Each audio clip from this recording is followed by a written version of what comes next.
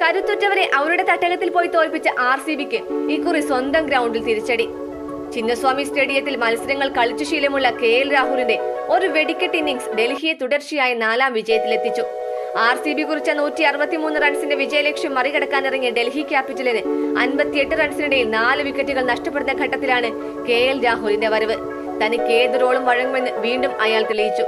Orange ക്യാപ്പിന് വേണ്ടി മാത്രം കളിക്കുന്ന സ്വാർത്ഥൻ എന്ന വിശേഷണം കാറ്റിൽ പറത്തി വീണ്ടും ടീമിന്റെ നഷ്ടപ്പെട്ട വിജയം അയാൾ ഒറ്റയ്ക്ക് പൊരുതി നേടി. അന്ന് അപമാനിച്ചു വിട്ട ലക്നൌ ഉടമ ഇപ്പോൾ തലയിൽ കൈവെക്കുന്നുണ്ടാവും. KL രാഹുൽ എന്ന ക്രിക്കറ്ററെ മുറിവേൽപ്പിച്ച മറ്റൊരു ദിനം വേറെ ഉണ്ടാവില്ല. ഒരിക്കലും അയാൾ ഓർക്കാൻ ഇഷ്ടമില്ലാത്ത ദിനം. കാലം അയാളെ വീണ്ടും ഒരു പോരാളിയായി തിരിച്ചെത്തിക്കുന്നതും അവർ കണ്ടു. രാഹുലിന്റെ വിക്കറ്റിനായി മാറി മാറി ബൗളർമാരെ പരീക്ഷിച്ച RCB ക്യാപ്റ്റനും മടുത്തു.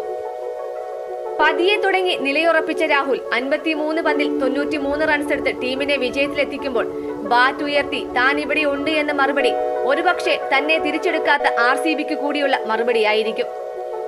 രാഹുലിന്റെ ചിറകിലേറി ഡൽഹി മുൻപോട്ട് കുതിക്കുമ്പോൾ മുറിവേറ്റവന്റെ വേദനയുടെ മറുപടി അയാളുടെ ബാറ്റിൽ നിന്ന് ഇനിയും നമുക്ക് കാണാം.